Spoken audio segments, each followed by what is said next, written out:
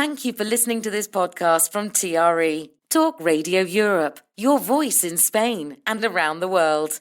For more information, please visit tre.radio. TRE in the afternoon. Presented by Hannah Murray. Good afternoon. It's just coming up to 5:10. You are listening to Women Talk with me in the studio today, Mary Harbo and Casey Della Rumble. Hello. Hello, Hannah. Thank you for coming in. If you're listening at home and you'd like to get involved, you can. Here's how. To contact TRE, please call 952 78 4000. Email studio@tre.radio. Send us a WhatsApp on +34 645 99 67 95. What a beautiful day, it's a wonderful life. There is an article about audiobooks. It says children prefer listening to audiobooks and podcasts rather than reading.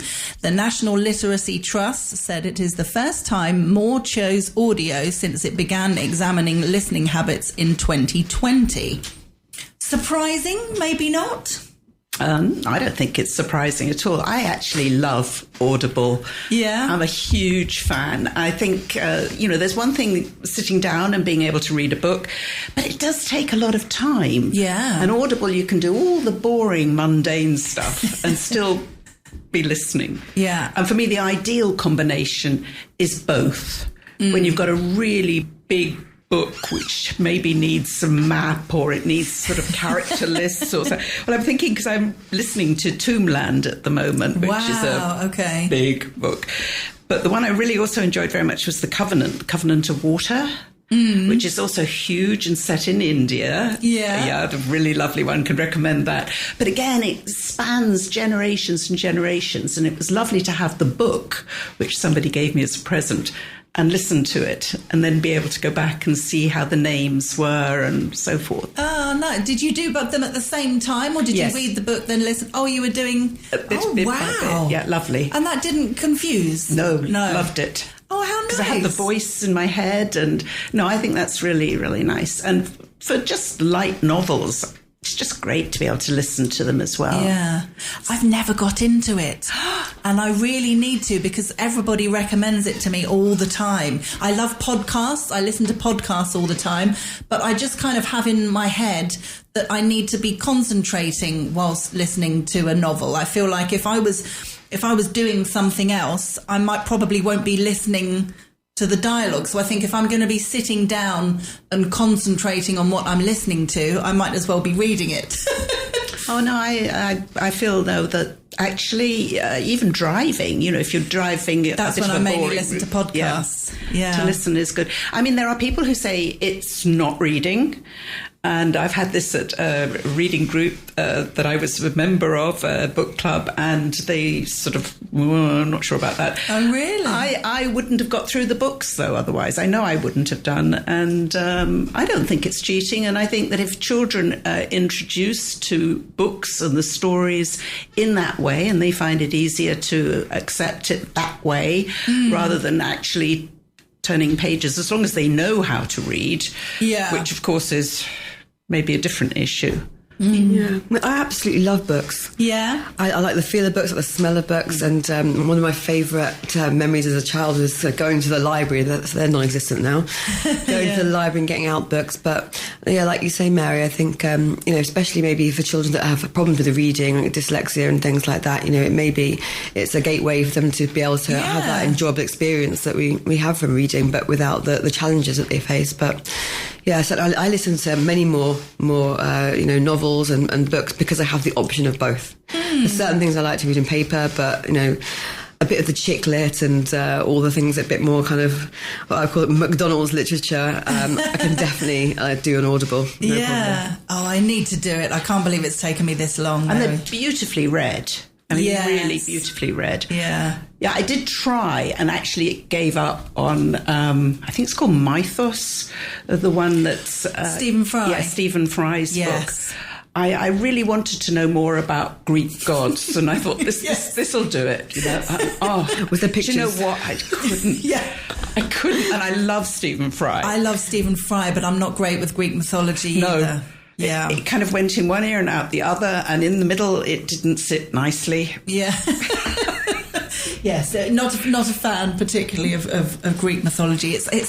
It's funny because, like you will have done, interviewed so many people who are really passionate about it and love it and talk about it in such a passionate way. But I yes. I've tried. Yes. I've tried and I failed. I just don't get... And normally when somebody's talking so passionately about something, whatever it is, a little bit rubs off on you because you think, yeah, that sounds great. But that's never happened with me. And especially when it's well written and it's Stephen Fry that you're talking about. Exactly. You think, this is going to be something really lovely. Yeah. I didn't like it. No, shame. Okay, this headline reads, "We got a criminal record for taking our little boy on 3 holidays in term time." And the start of the article is quite dramatic, but I'm going to read it. "Murderers, rapists and child abusers had stood in the same dock in King's Lynn Magistrates Court in Norfolk, where my partner Philip and I were found guilty. Crying inconsolably, my entire body shook as the magistrate delivered his verdict. A respectable mother of 3 who is campaigning for the local council to reduce the speed limit around my son's primary school from 30 miles an hour to 20 miles an hour, I never thought I would be the kind of person to end up with a criminal record. Our crime? Taking our young son out of school for 3 precious family trips abroad that would have been impossible in the school holidays, something many parents will contemplate at one time or another. We were punished with £800 in fines and a formal notice of prosecution on our records, as well as a $2,500 solicitor's bill." Thoughts? Seems a bit jobsworthy to me these days because you can have hybrid learning. We have hybrid working, we can have hybrid learning. Mm-hmm. So although I appreciate from the educators and the teachers' point of view that there has to be a continuity with the education, they can't be going over the same material because, family A wants to take a holiday this week and family B wants to take a holiday that week. But, if there's a commitment from the parents to make sure that the work is caught up in the same way as if there was any kind of long-term sickness. Yeah. I'm sure this day and age there's ability to do that. And, being able to travel is a privilege and it's a luxury, and it's educational to be able to see and experience other cultures. And, whereas, I don't know where they were going, but... Dubai was one of the places, but it's different. It's so difficult, isn't it? Because I totally understand, having spoken to many friends of mine with children, how expensive it can be to take your kids on holiday during school holidays. They are notoriously more expensive for flying, more expensive for hotels, and it can make a huge difference for some families as to whether they can afford to go during school holidays or not. So I totally get the attraction. Certainly in the UK, the fine now is statutory. It happens irrespective of right. your circumstances or why. So I think perhaps now, if you add the fine onto the cost or the saving of the holiday, maybe it's not quite as huge as it was. I had to smile with that story because it's King's Lynn Magistrates Court. Yes. I used to work for the Lynn News and Advertiser, which is the local newspaper there. It's where I cut my journalistic teeth. Oh. And at times I sat there with my notebook to King's Lynn Magistrates Court. And this is, of course, a great story because it's gone national. So I was thinking of how the journalists feel who were there. I have a friend in the UK who has 3 children of school age. One of them actually didn't come into this equation, but she had a holiday that had been held over from COVID, one of these ones that they said you can take it within this period of time, and it won't cost you, and it fell in term time. And she actually asked a friend of hers who was a teacher in the school, what shall I do? Shall I own up, I'm taking 2 children out during this term time? And the teacher said to her, look, off the record, say they've got COVID. Don't tell anybody. Don't say anything to anybody. Don't put photographs up. No. I mean, this is the most ridiculous thing that people do. They take selfies of themselves on holiday, which is obviously a giveaway. But the awful thing that happened was they were actually just about to land, I think, in Florida. And she put her phone on and she could see on the security camera at home the inspector going around to her house looking and ringing the bell and and then trying to get in and then asking the neighbours, have you seen these people? Have they gone on holiday? Are they... I mean, it was really something Oh, my goodness. horribly sort of dystopian, a bit nasty about the whole thing. Didn't know they're school inspectors. And the irony of the whole story that wraps up my poor friend Zoe, poor girl, when they came back, which they did, they got the fine, they got everything else, and it was all very, very unpleasant. But the children really did get COVID on the way back. Just to top it all So they off. missed like twice as much school as they would have missed goodness. anyway.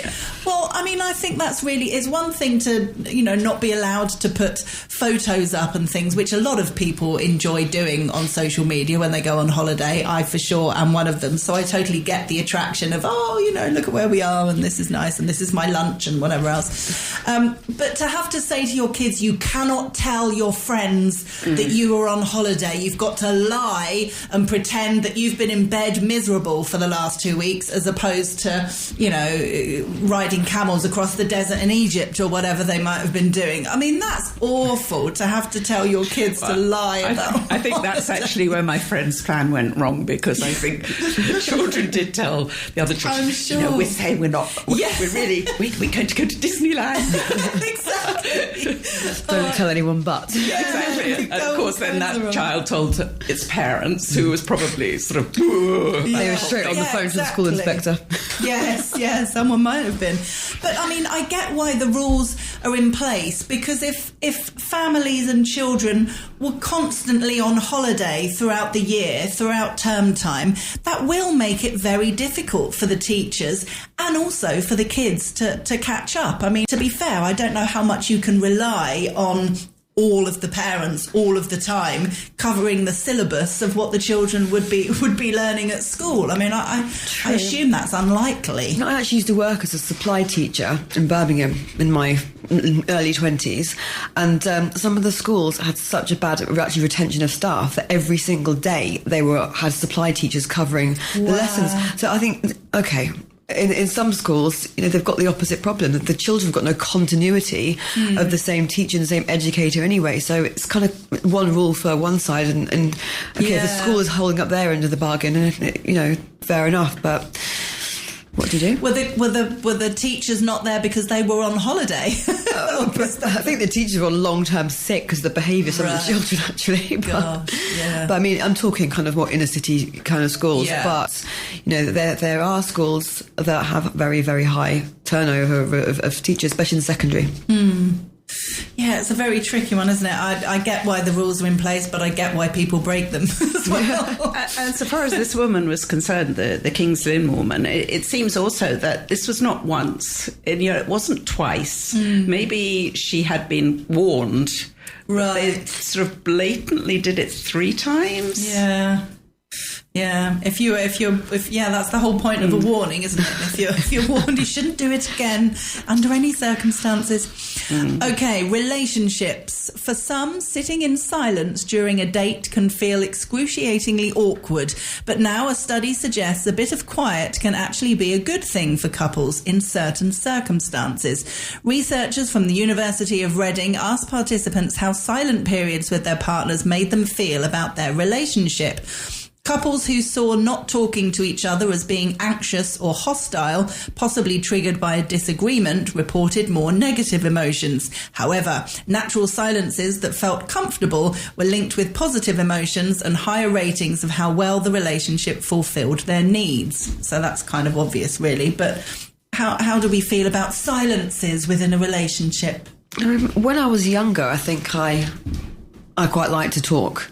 As I've got a bit older, I like a bit of silence. I mean, it depends on the context. I mean, stonewalling, when you've had an argument, that is the worst kind of silence. That puts me into a huge state of anxiety.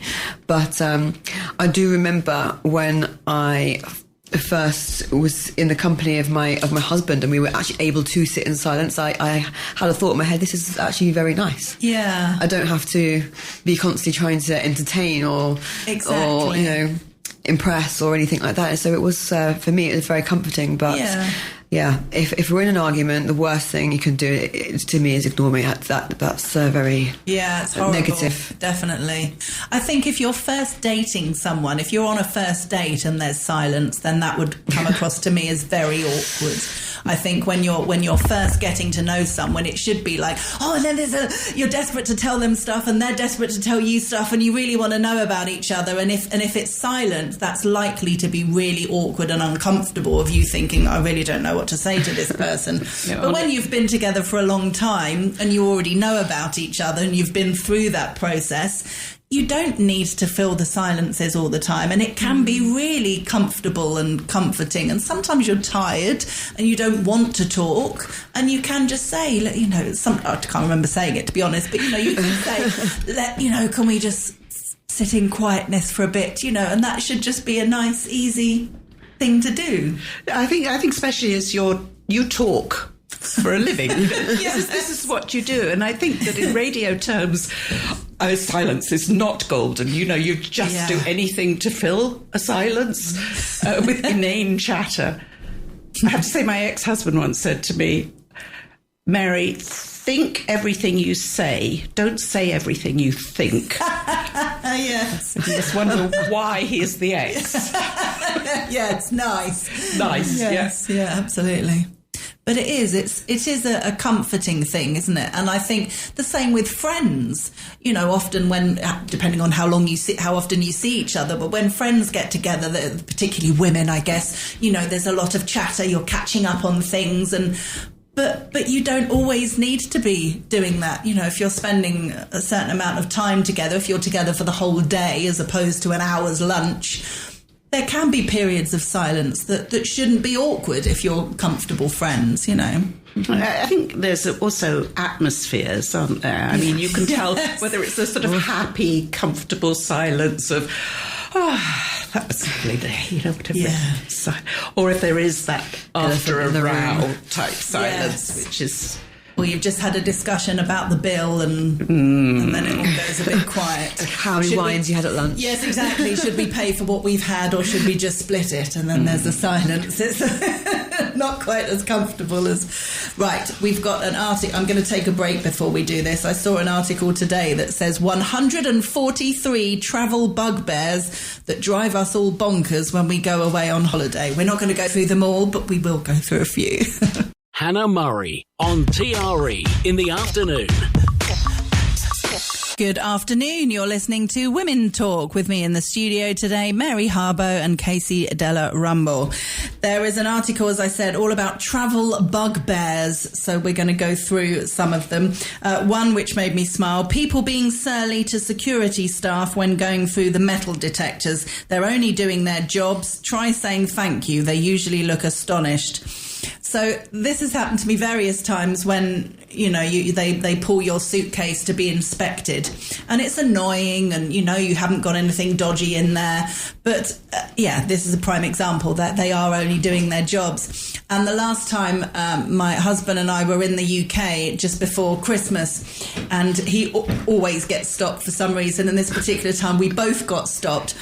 And he had brought back in his suitcase 3 bags of parsnips because we were coming back just before Christmas, and they can be difficult to find here. But in Tesco's, they were like 17p for a bag of 3 or something. So we bought 3 bags. So the guy said, something in your bag here, I'm not quite sure. And you could see the weird shape on the camera. And he said, yes, that'll be my parsnips. So it was ever so funny. We had a laugh with the guy, and you can have a laugh with them. You can say, what have you found? And, what's come up? And mine, it was the back of one of my shoes. I don't know what it was, but she said, it's something on the back of your shoe. And there was nothing on the back of my shoe, but goodness knows.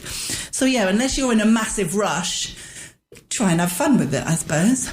Yeah. In City airports, we used to fly always with City over here for about a year. They allowed liquids. It was all allowed. You could bring anything that you wanted. Don't take anything out of your bag and just put your bag and go through. which was incredibly easy and really sort of, helpful, handy. Yeah. I mean, the queues went much, much more smoothly, and they had this special machine that could see everything, that it was okay. And that was great. And then they stopped it. I'm really confused about the liquid thing. That's one of the big things that's kept me awake over my India trip. Because the last few trips going back to the UK, I've had everything in the plastic bag, under 100 ml, and they haven't asked to see it. They've even said when you go through security at Malaga, you don't need it in a plastic bag. Just everything goes through, which is great. And I can't find, but yet when you look on the internet to see if that's the case, it says, no, everything needs to be in a plastic bag. And I'm taking way more everything's under 100 ml, but there's no way I could fit all my liquid into one of those plastic bags. So I am a bit nervous. One thing you shouldn't take, I can tell you that it is confiscated, along with the parsnips, which was a little bit confusing. It was, Rob got stuck with his tennis balls. They were all confiscated. Really? Yes. Why? Because they're in a vacuum tube, and that, with the pressure of the plane, can apparently explode, and then you could have a whole explosion of tennis balls in the cabin, which... it's not because you could use them as weapons by throwing them at people. Who knows, but they were all confiscated. Oh my goodness, how fun. Well, not funny. I remember years ago they took pate off me because it was supposedly a liquid, in inverted commas. I was like, but surely a liquid, if you turn it upside down, gravity, and pate didn't. But no, they took my pate off me. I left my mobile phone once at security. No. This was a real nightmare situation. Fortunately, I realised before I boarded the plane, because I went to get my phone, I thought, it's not there. I retraced my steps. I went back to the loo. The cleaning lady who happened to be in the loo said, you probably left it at security. I said, no, I haven't done that. And she said, what's the number? And I told her, and she phoned it. And this security guard answered the phone, and she was just so lovely. She said, I've got your phone, it's here. I hugged her, I kissed her. Oh, yeah. I said, I can't tell you how grateful I am. Absolutely. I remember once I left my handbag, which had my passport, my phone, my wallet and everything, hanging on the back of a door in a toilet cubicle in Gatwick Airport. It probably only would have been there for about 5 minutes. So there could well have not been somebody because he was one of the toilets that had like 20 different toilet cubicles. And I was sitting down on the seats, having been to the loo, and went to use my phone, which is quite easy to do. And suddenly, where's my phone? Where's my bag? And ran back to the toilet, and there it was, hanging on the back of the door, absolutely fine. Never done. And I think about that pretty much every time I go to a public toilet. And that would have happened about 6 years ago. But it's one of those things you think, if I'm going to hang my bag up, I need to remember to take it off before I leave the toilet. It literally comes into my head every single time I go into a public toilet. Don't forget your handbag. Don't forget your handbag. So it's a good little lesson. It is. And that feeling, that dreadful feeling when you're travelling, when you realise you have lost something or you have left something. It's awful. Absolutely Dreadful. Awful. This made me smile. Being woken up loudly to ask if you'd like breakfast when you're clearly fast asleep. I disagree with that 100%. I want to be woken up for food every single time. Definitely. On a long haul flight, half of the excitement is your food's here. And I remember the longest flight I've been on, which has to be one of the longest, is going from London to Sydney, Australia. And I was on my own, and I remember sleeping throughout most of the flight, apart from someone waking me up going, food's here. And I had no idea whether it was breakfast, lunch or dinner, and it didn't really matter. But, thank you very much, have something to eat, go back to sleep. And then before you know it, someone's waking you up, thank you very much, have something to eat, go back to sleep. So I quite like that. Yes, please. Food every time. Yeah, exactly. You can always go back to sleep again afterwards, can't you? If you're offering me a glass of wine with it as well, even better. Yeah, for sure. Now, this I find it interesting that it's a complaint. Rose petals on beds. I'm not sure I've ever had that. I've never had that. No. I think it's more predominant in Thailand and things. They like to make ducks and... Yeah, I'd love that. I mean, I'd assume they do it a little bit more if you were on a honeymoon or something and you were staying in a honeymoon suite and that kind of thing. But I can't imagine complaining about getting that. I suppose if you've got loads of rose petals, you'd have to clear it all up because you're not going to sleep in it. But, I mean, there are worse things to complain about, surely. Yeah, I would have thought so. Unfathomable shower controls can totally relate to this. When you're trying to work out the shower, best not to do it whilst in the shower because it can go really hot or really cold and then you burn yourself or scream because it's cold. But sometimes I can spend quite a while trying to work it out, which is very annoying. Or they have shampoo but no conditioner in the shower.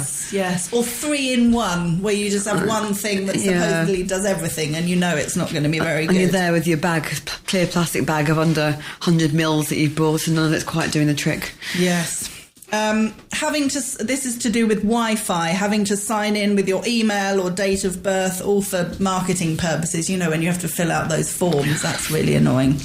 I get annoyed by that. Menus only available by QR codes. Yes, bring back the printed menus. That's a COVID hangover, isn't it? Yeah, definitely. But again, I mean, especially for older people, maybe they don't know how to use QR codes. Well, yeah, you have to have a proper phone. A smartphone, yeah. Definitely.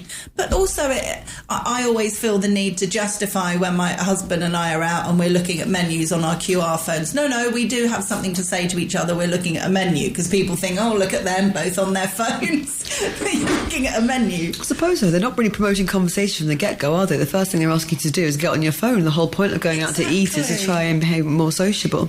Exactly. I think they should get rid of them. Yeah, not a fan. Yeah, I would say yes to that too. Yeah. Onward from that, I think there is some point that they make about waiters who come up and explain what all the specials are. Yes. And they don't tell you ever how much the specials cost. Yeah, I don't like that because it's always really embarrassing to ask. Yeah. It's uncomfortable. It's uncomfortable. And they make this whole elaborate thing of it's got a bit of this and a bit of that, a bit of that. Oh, yeah, that sounds quite nice. But you know, it's not a special menu, it's a specials board. It is something that they are trying to flog. And often they can be really expensive. So you really do need to ask the price. But it does feel really uncomfortable when they're explaining and you go, oh, that sounds nice. How much is that, please? It doesn't feel right. No. But if you don't, you could be very unpleasantly surprised as to how much they are. I've had this before. Restaurants that badger you to give them TripAdvisor reviews and ratings. Yeah, I get why they're doing it, to be honest, but it is a little bit annoying. I feel like people will do that anyway. Well, I think unfortunately, I think you're more likely to leave one for bad service than good service. Definitely. I'm not sure how they incentivise it really, but no.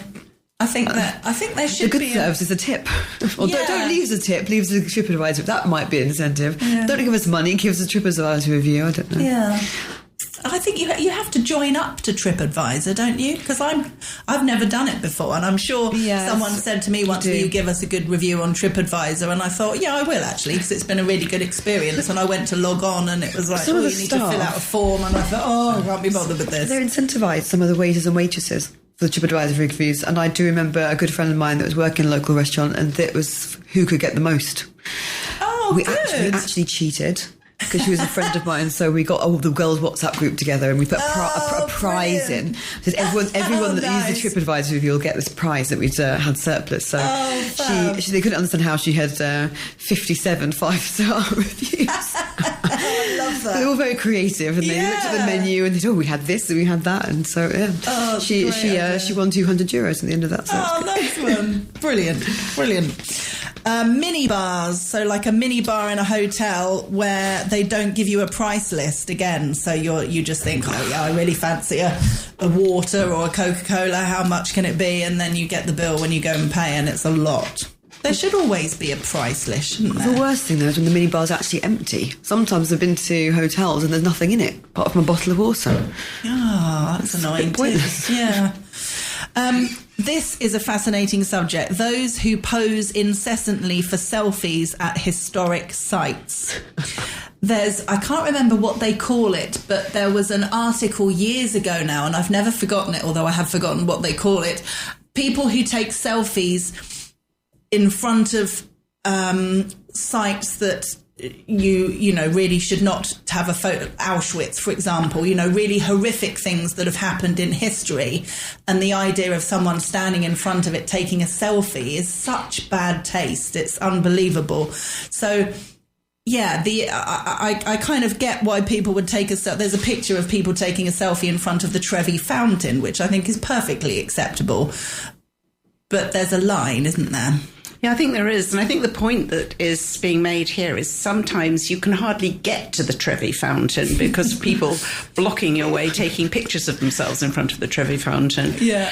I have to say, when I went to see the Trevi Fountain, I took a picture of it, as you do. Yeah.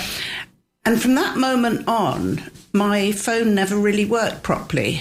And the pictures never came out properly. And I never worked out for about 6 months what it was. It was only when I went back and thought the last picture I took was at the Trevi Fountain.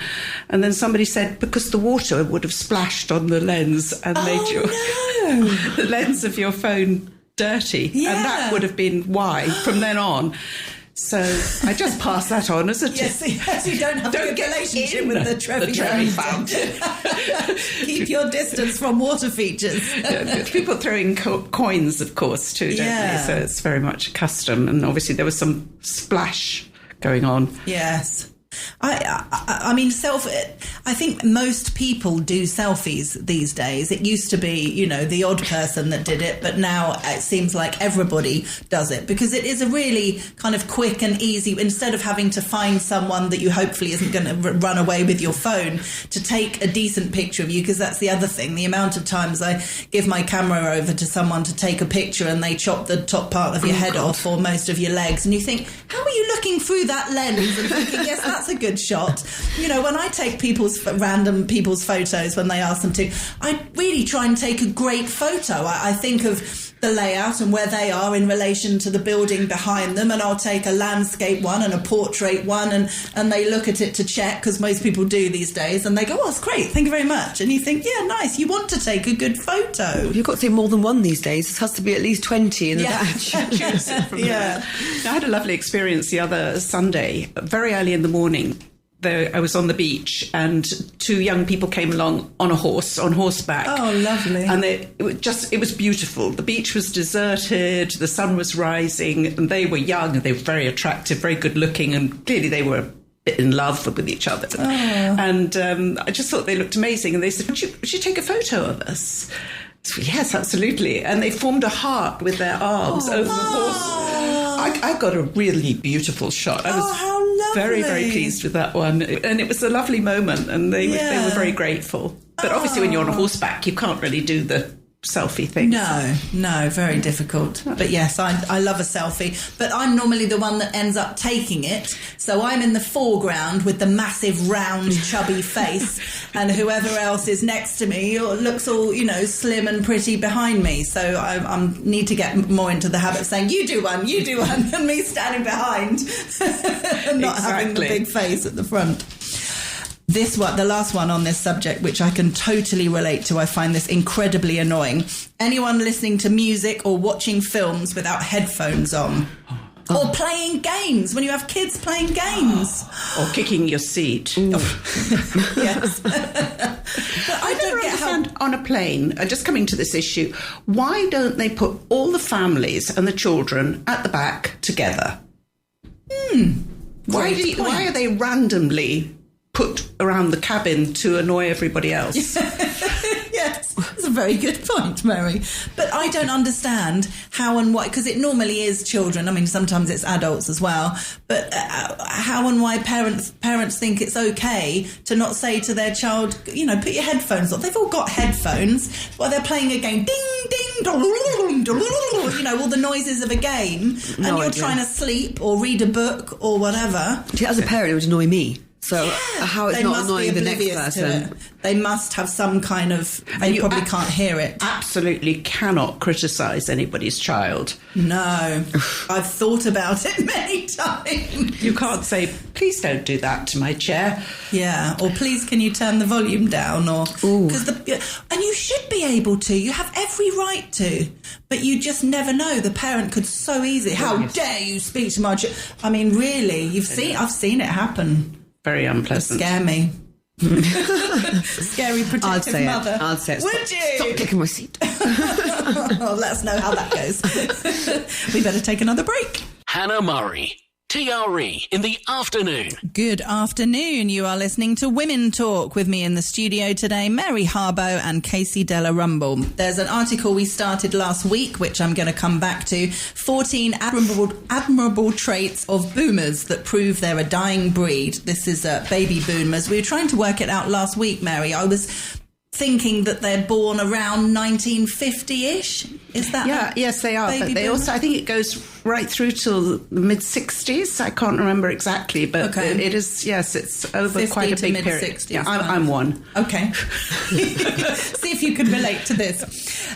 They are patient because instant gratification is foreign to them. Unlike today's world, where everything is available at the click of a button, boomers had to wait for what they wanted. If they ordered something, they didn't expect it to arrive the next day. They waited weeks. If they wanted to watch their favourite TV show, they had to tune in at the exact time it aired or miss it entirely. Of course. What can I say? Patience is it's a good thing. It's one of my things I sort of have needed to work on throughout my adult life. I'm not particularly patient. And I think it is, I guess, connected to all of that. I mean, I didn't grow up with a phone or internet or things like that, so it's not like I'm a millennial or anything. But at the same time, I do like getting things quickly. True, but I think because of the age that they are now, I think with the new technology, sometimes they're a bit impatient because they don't understand some of the things. I know my parents, they are boomers. You give them anything that's too techie and you start to see the patience go very quickly because they like to be informed and they can't quite grasp it and they get frustrated. Yeah, no, that can happen. Yeah. Can you relate? I can relate. And,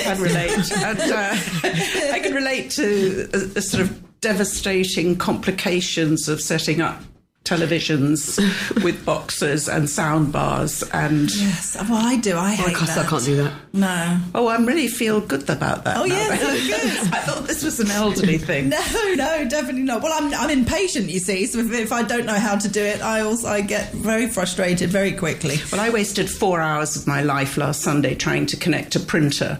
Oh, printers are the bane of my life. Literally, I can be in the best mood ever, and then I go to print off something at home when I get home from work, and the printer doesn't work. It happened literally last week, going to print the quiz, and it said, it's not connected. I'm like, what? Why is it not connected? Honestly. And it doesn't recognise. I'm sorry, You're sitting there. Yes, I'm so right next to it. Yes. How can you not see each other? You're 6 inches apart. Please. Oh, totally. Connect. So patience does not apply to printers. And shouting it doesn't help, does it? No, but it should. Yes, it really should. And I wouldn't give up. I kept sort of nearly giving up. And Rob was taking the time and he was saying, do you know, now it's been an hour and a half. I said, I've wasted that already, so I'm going to carry on. I'm going to just try one other thing and one other thing. I'm very impressed that you stuck with it so long. Yeah, but I didn't succeed. Oh. Really? I did not succeed. Have somebody coming in to help me perhaps on Monday. Oh, gosh. Oh, yes, I can totally relate to that. This is a nice one. They always know how to make guests feel at home. Boomers don't just have people over, they host. And they do it with the kind of care and attention that makes you feel like a VIP. From a fully stocked snack tray to freshly brewed coffee, they make sure their guests are comfortable from the moment they walk in. They grew up in a time when hospitality wasn't just a courtesy, it was a point of pride. Yeah, that's true. It's true. I had a book which was with a picture of a table on it and different settings around the table, and you were supposed to write down who you'd had for dinner in each place, right, and the menu that you had given them, and any sort of jokes or funny anecdotes that had happened as a result of this, so that when you had the next dinner party, if it was the same people there, that you wouldn't do the same thing again. It was a whole book. A book like this, I've kept it. It's most peculiar. I mean, really, it is odd, isn't it? Did you fill it out? I did one. I did one Christmas, and that was it. Oh, brilliant. But they didn't come back because you were sat there taking notes. Exactly. Just tell us that joke again? What did you say? What was the punchline? Yes, and drawing holly on the tablecloth and around the table. Oh, brilliant. I think that trend's coming back, though, a little bit to be more homely. Yeah, I love think, it. yeah. I really like to do that. I like people to feel comfortable and, you know, I can't imagine having people round and not being like that. I'm not going to lie, my version of make yourself at home is literally just come in and act as if you live in my house. Nice. But, you know, I really like that atmosphere and that trend. I think it's respectful. And Definitely. I think it's, and you want people nice. to say, I went to Hannah and PJ's house. We had a lovely meal and, I love what they've done with that. You know, you want people to have a nice experience. You don't want people to leave and go, oh, the toilet was dirty and, oh, that wine was horrendous. I mean, I hate that. I had to move her clean washing off the sofa. Yes, it's been the last 2 weeks. Oh, dear. This is an interesting one. They'll repair something without considering throwing it away. To a boomer, throwing something away just because it's a little worn out is unthinkable. Whether it's a pair of shoes, an old chair, or a relationship, they believe in fixing what's broken rather than immediately replacing it. I think that's probably true because of being brought up in a time when we didn't have many things. Yeah. I feel that maybe I've got away from that now because of travelling more and getting rid of things and certainly knowing that, you know, things do have a finite life and you can't always just fix them and mend them. But I think there is a feeling that if you haven't had much when you were growing up, you are reluctant to throw away, or you keep things for spare parts. You keep all this sort of ridiculous drawers full of things that are never going to be useful. Just in case drawer, yes. Just in case. I remember my grandma used to sew. I can't even think what they're called now. If you have a hole in something, you'd Darning. sew a little... like a mushroom. Did she have a little wooden mushroom thing that you put in your socks? Oh, you had a little wooden mushroom? And then you could darn the holes in socks. She actually put a picture of something over the top. Patches, little patch. But she was a smoker, and she constantly would drop a part of the cigarette on her trousers or something. Which created a little hole. So you'd see like a little butterfly or a little pencil sharpener or whatever, constantly covering up the holes that she had. And you don't see that now at all. Well, I mean, I've got a bag in my room and it's things to be mended. But I mean, I've just moved house twice and that bag of things to be mended just ended up getting thrown away because ultimately I cannot sew. I have no skills in this area. And the well-meaningness of I'll just take it to the tailor's, but then it never happens. Yeah. So the intention to not just be so careless with things and rinse and replace is there, but sometimes it's about recycling. I want to when I see a glass bottle bin and I have a glass bottle in my hand, great. But am I separating out everything? No. Do you have a button jar? No. No. Do you, Mary? You're a boomer.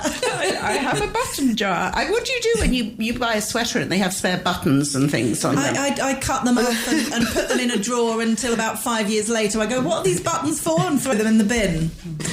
Although I might need to look at your button drawer because I've got lots of things without buttons. I don't recall... No, I do recall, actually, on the odd occasion needing to fix a button. But it's normally the button... is coming off, so then I'll fix it before it comes off. I don't recall actually having lost a button and needing to replace it. Do you do that frequently? No, but Does this button drawer come useful? Just in case. It's a just in case button drawer. It's a just in case button drawer, and of course it means also when you sell things on Instagram, they get the button too. Yes. Oh, that's good. Yes, I actually sold something recently and said comes with spare buttons because it was still attached. There you are. You see, these things matter. These things matter. We better take a last break. That matters. Hannah Murray, TRE in the afternoon.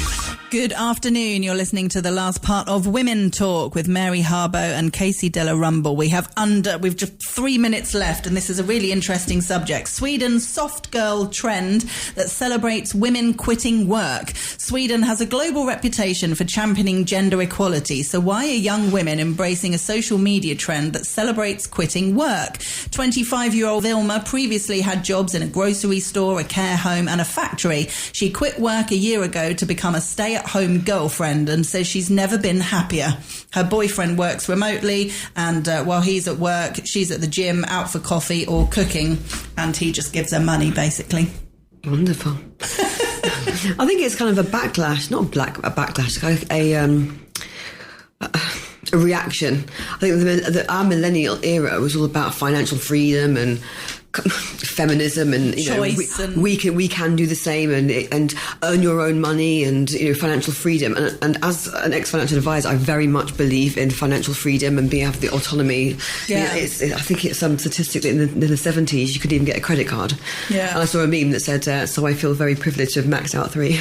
But in all seriousness, for me now, I grew up in that era. I am all for it, but more for the reason that I think we're bringing women back into their feminine energy, and I think it's the feminine version of, I guess, what Andrew Tate's talking about, but less dramatic. Women have been in their masculine energy for quite some time, and it hasn't benefited, I think, our gender very well. And I think that men need to be in their masculine energy to be able to perform well, and women need to be in their feminine energy for two reasons, for our mental well-being, but also I can understand why, having been in that rat race for so long, that the urge to just take a step back and sit back is so much nicer. Because I know so many women in male professions or male-dominated professions where they have to be on the go all the time that end up burnt out, breakdowns, and etc. A minute, Mary. I was just thinking of the boyfriend, and as long as he's happy with it, because he's going through all the same things that Case just mentioned there, and also having to be responsible for bringing in the money. And I wonder how he feels really about his money for you to go off and have a nice time while I'm sitting here flogging away. At the end of the day, with all these situations, if people are happy, exactly, then who are we to judge? But I there is a part of me that thinks it's a shame that it's a sort of celebrated lady of leisure in their 20s kind of thing. But there we go. I'd be bored myself, to be honest. I really would. The idea of going to lunch and going to the gym and stuff sounds great, but after even a few weeks, whenever I'm off on holiday, 2 weeks is a long time. I'm going to be in India going, I want to come back to work, aren't I? That is it from me. Thank you, ladies. Thank you so much for coming in today. Howard Brereton is next. I will be back in 2 weeks' time. Anna Glowinski will be doing the show, so please show her some love. I'll see you soon. You've been listening to a TRE production. If you've enjoyed this programme, there'll be another episode waiting for you next week, right here on this platform, where you can also access our extensive back catalogue of shows and interviews. For more information on our live programming, social media channels and apps, and how to contact Talk Radio Europe, please visit tre.radio.